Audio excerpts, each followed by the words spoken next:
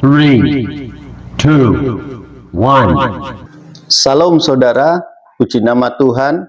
Kembali kita bisa berjumpa dalam tayangan edukasi Kristen untuk kalangan sendiri. Saudaraku, ini merupakan tayangan tahapan yang kedua dari tayangan tentang penyingkapan Kristus yang sejati menurut kitab Wahyu pasal 1 ayat 7 sampai yang ke-20. Dalam tayangan ini merupakan lanjutan dari tayangan sebelumnya tentang penyikapan Kristus sejati dalam Wahyu pasal 1 ayat 7 sampai 20. Secara khusus saat ini kita akan memperhatikan gambaran Yohanes tentang Kristus yang tertera di sini.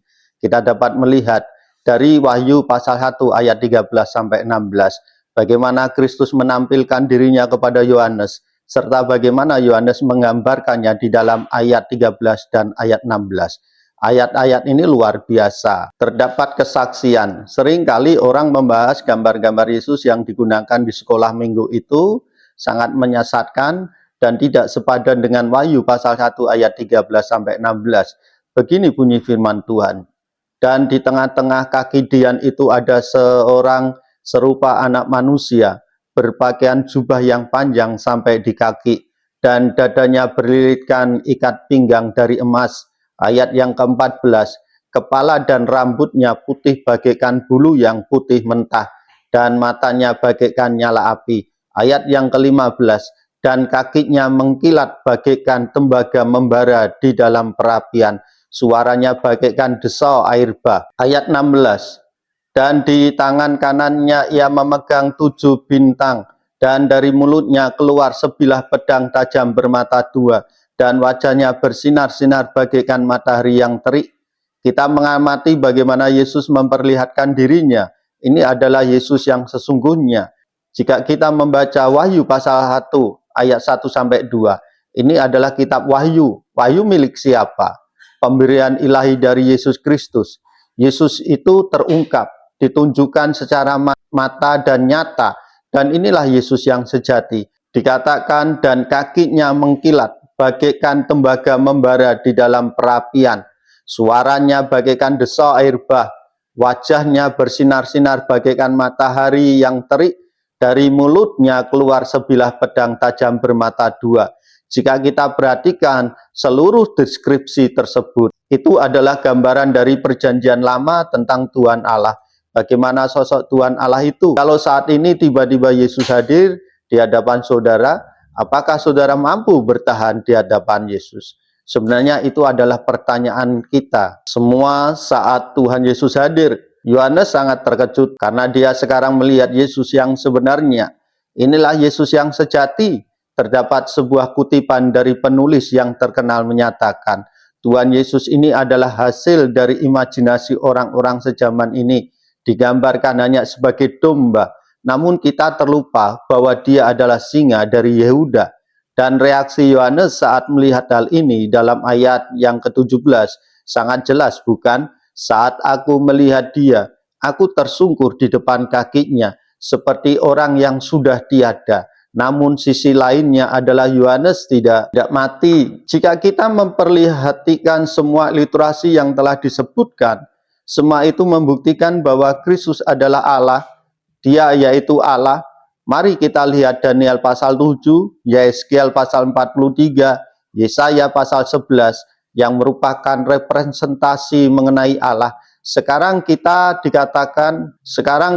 dikatakan Kristus seperti itu, kitab Wahyu menyatakan bahwa Kristus adalah Allah, dan gambaran terakhir wajahnya bersinar seperti matahari yang terik. Itu maksudnya apa? Jika kita menatap matahari yang menyilaukan selama beberapa menit, menurut dokter, kita tidak akan mampu melihat apapun lagi, karena retina mata kita akan terbakar. Dan ini adalah gambaran perjanjian lama yang berulang kali ditekankan. Tidak ada manusia yang dapat melihat wajah Tuhan dan tetap hidup.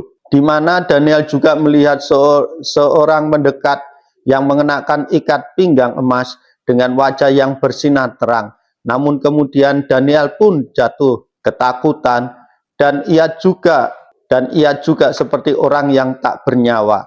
Dan kemudian ada seorang malaikat yang menyentuhnya dan berkata, "Jangan takut." Gambaran dalam Wahyu pasal 1 tersebut serupa. Kristus yang identik dengan Allah, yang adalah Allah, yang datang dengan kemuliaan Allah, awan itu. Namun Kristus juga yang memberi sentuhan.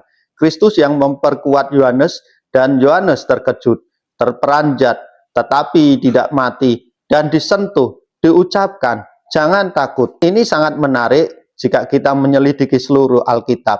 Kita bisa melihat bagaimana wajah Tuhan seharusnya menjadi sumber kehidupan bagi manusia.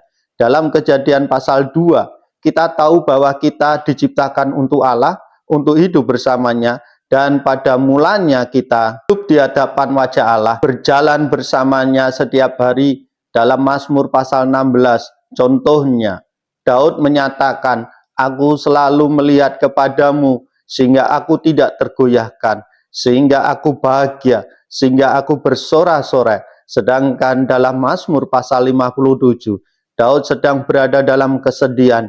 Daud meminta belas kasih Tuhan, memohon kepada Allah. Di mana titik baliknya? Poin baliknya bukan saat musuhnya dihapus, bukan karena masalah diselesaikan, tetapi titik balik dari Mazmur tersebut adalah ketika Daud mengamati Allah, mengangkat dirinya di atas langit, dan kemuliaannya melampaui seluruh bumi.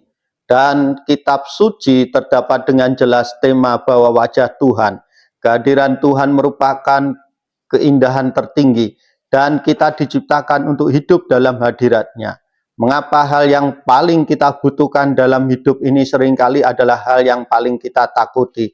Sumber kehidupan malah bisa menjadi penyebab kematian. Kenapa demikian? Karena kesalahan, karena dosa. Dosa tersebut berarti menjadikan diri sebagai pusat segalanya.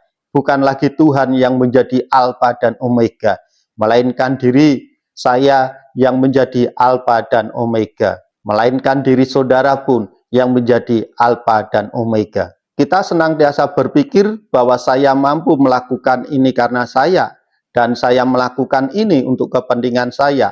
Orang yang berdosa dapat memiliki moral yang baik, tetapi tetap tidak diselamatkan. Mengapa? Sebab pertanyaannya adalah, omega dari moralitas itu apa? Ketika seorang berperilaku baik untuk masuk surga, ia menjadikan dirinya sebagai pusat segala sesuatu. Dia adalah tujuan akhirnya, giat dalam pelayanan, tetapi hanya untuk keselamatan dirinya. Itu adalah individu yang egois, dan itu adalah orang yang berdosa. Dalam pandangan Alkitab, dosa bukan sekedar tindakan, melainkan soal orientasi hati dan kehidupan. Ini jelas. Yang menarik adalah ketika kita melihat demikian, orang seringkali memanfaatkan hal itu untuk menciptakan citra mereka. Sebab saya adalah orang yang egois, maka saya membangun diri berdasarkan keinginan saya.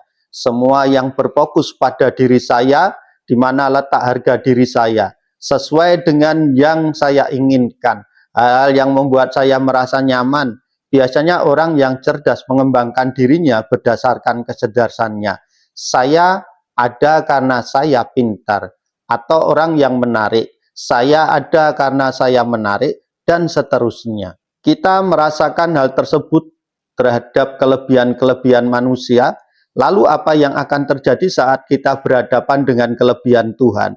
Manusia berbuat dosa lagi, menjadikan dirinya dewa palsu, membangun jati dirinya atas keyakinan bahwa dia menganggap saya dewa untuk diriku sendiri. Tetapi saat dia berjumpa dengan Tuhan yang sejati, apa yang akan terjadi? Kematian. Itulah sebabnya ketika manusia berbuat dosa, datang di depan Tuhan, mereka tidak dapat bertahan hidup. Padahal manusia sejati diciptakan untuk menghadapi Tuhan. Mari kita kembalikan posisi Alfa dan Omega kepada Allah yang sejati, Sang Firman, Kristus yang datang ke dunia bagi kehidupan kita. Baiklah saudara, inilah tayangan yang kedua tentang penyingkapan Kristus yang sejati. Kiranya Tuhan memberkati.